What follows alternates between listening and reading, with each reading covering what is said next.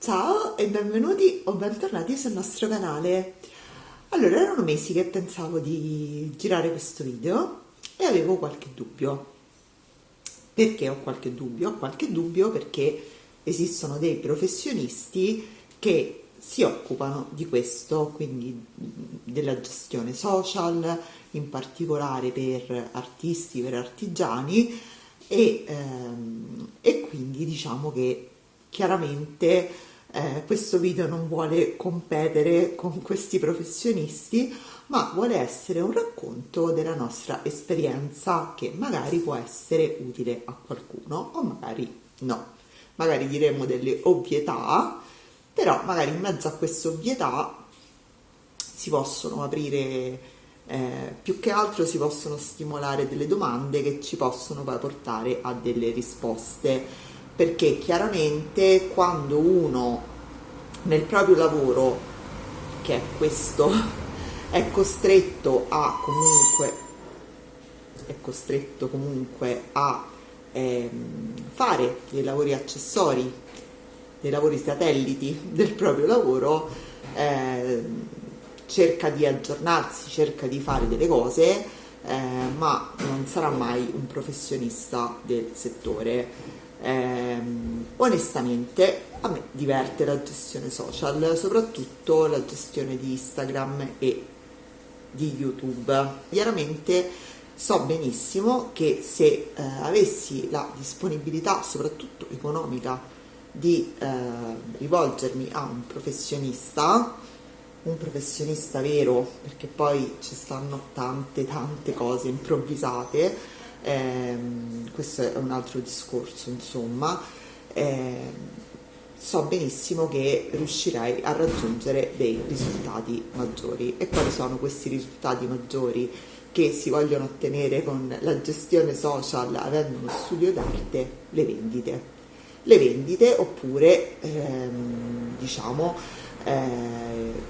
la vendita che può essere di un lavoro, la richiesta di una commissione, ma anche la richiesta di alcuni servizi, perché noi, come vedete nel canale, gestiamo questo corso online di ceramica, piano piano lo stiamo costruendo video dopo video. Noi anche qui a studio facciamo dei corsi, quindi magari qualcuno che vede il video che abita qua vicino può decidere di venire da noi per fare un piccolo workshop o un corso completo. Allora, la domanda fatidica è: ma come si può utilizzare il canale social o un qualsiasi canale internet per arrivare a questo scopo? La risposta alla domanda fondamentale. 42.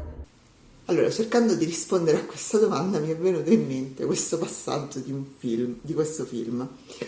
Perché? Perché principalmente credo che la maggior parte di noi, e devo dire che anche io sono colpevolissima di aver fatto questo errore, la maggior parte di noi è molto fissata con i numeri. Ora, è vero che i numeri sono importanti e ho pubblicato appena qualche ora fa uno short in cui dicevo che avevamo superato i 700 iscritti sul canale, anzi a proposito grazie, perché veramente non ci aspettavamo questo risultato, che sicuramente per alcuni è pochissimo, per noi è abbastanza inaspettato. Ci focalizziamo troppo su questi numeri. Questi numeri sono importanti se poi portano a, diciamo, quella che viene definita una conversione, altrimenti è solo un po' uno sfoggio narcisistico. Ad esempio, molti ultimamente si stanno lamentando che su Instagram non si cresce, ed è vero, su Instagram non si cresce più. Noi siamo bloccati a 3040 follower che oscillano da 3039, 3043, 3041, 3040, 3042, così, ma da mesi. Eppure Instagram è il nostro primo canale di vendita, tant'è che noi inizialmente avevamo Etsy. Poi diciamo che la situazione su Etsy ha avuto delle criticità, nel senso che sono aumentate tantissimo le commissioni, sono aumentate molto le spese di spedizione e la clientela era più che altro americana, quindi diciamo che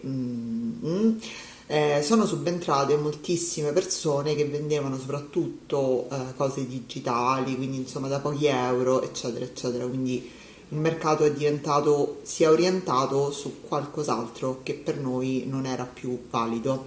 In più, a proposito di Instagram, la maggior parte delle vendite che facevamo su Etsy era veicolata da Instagram, quindi in pratica noi catturavamo l'attenzione di un potenziale cliente su Instagram, eravamo noi a reindirizzarlo su Etsy e che cosa succedeva? Succedeva che alla fine ci pagavamo pure le commissioni, quindi abbiamo aperto il nostro e-commerce e punto, e così insomma va. Quello che noi riusciamo a fare tramite Instagram funziona o che il cliente viene reindirizzato sul nostro e-commerce oppure che ci scrive direttamente. E devo dire che malgrado i numeri che non sono così elevati, perché 3.000 follower sono pochi, comunque c'è una base di persone che acquista e quindi diciamo che possiamo ritenerci soddisfatti. Chiaramente se noi riuscissimo a crescere di numeri, probabilmente questi potenziali clienti in proporzione aumenterebbero. Però non è detto che un account che ha pochi iscritti non riesca a convertire in vendite, anzi dovrebbe farlo. Secondo me questo su e giù che noi stiamo sperimentando e che tanti sperimentano sono iscrizioni che si vanno a eliminare e aggiungere di altri artisti, perché funziona così: l'artista X segue l'altro artista, l'artista Y, e se questo non ricambia il follow, dopo un po' toglie diciamo l'iscrizione al suo canale. Allora, se noi sentiamo tutti questi social media manager di cui parlavamo prima, i professionisti, tutti ci danno un po' gli stessi consigli, tranne alcuni che poi sono quelli che principalmente seguo. E i consigli sono abbastanza ovvi, cioè devi trovare la tua nicchia, devi essere costante, eccetera, eccetera. Ok, ma come si trova questa nicchia? Allora, io non sto qua a darvi una risposta, ma sto qua a dirvi cosa non bisogna fare, perché è proprio questo. Se noi diciamo che pubblicizziamo, mostriamo quello che facciamo, poi dopo è chiaro che magari anche a noi fa piacere seguire degli altri artisti, eccetera, eccetera, però c'è chi lo fa in maniera compulsiva per accaparrarsi un follow indietro. E quindi questo che cosa porta? Porta che il nostro profilo verrà mostrato a tutti questi artisti, a questa cerchia di artisti che fanno questa cosa e non ai potenziali clienti.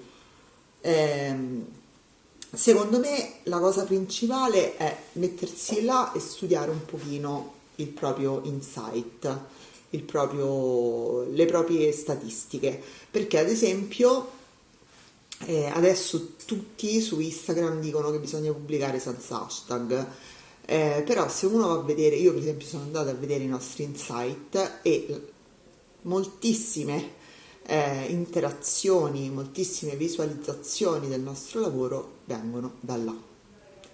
Quindi onestamente ho provato a pubblicare un paio di post senza hashtag che non hanno funzionato. Quindi secondo me non ci sono più che altro tante formule magiche, e più che altro il problema è che Instagram cambia queste formule, questi algoritmi velocissimamente, quindi anche uno che fa questo lavoro fa fatica a stare dietro, secondo me, perché le cambia perché vuole i soldi, vuole che tu sponsorizzi disperato perché non riesci a crescere i tuoi post. Quindi mentre quello che personalmente mi piace moltissimo di YouTube è che questi meccanismi non esistono. Anzi, YouTube da poco ha lanciato, diciamo, un sistema di sponsorizzazione dei video che però non concorrono al raggiungimento della soglia per la monetizzazione, perché non so se lo sapete, ma YouTube praticamente ha una soglia sopra la quale, sopra i 1000 iscritti e sopra 4000 ore di visualizzazione negli ultimi 365 giorni, è possibile, ti permette di monetizzare il tuo video con le pubblicità. Quindi che cosa fa YouTube? Ti dice tu lo puoi sponsorizzare per allargare il tuo pubblico, eccetera, eccetera, però non concorrono a questo passaggio.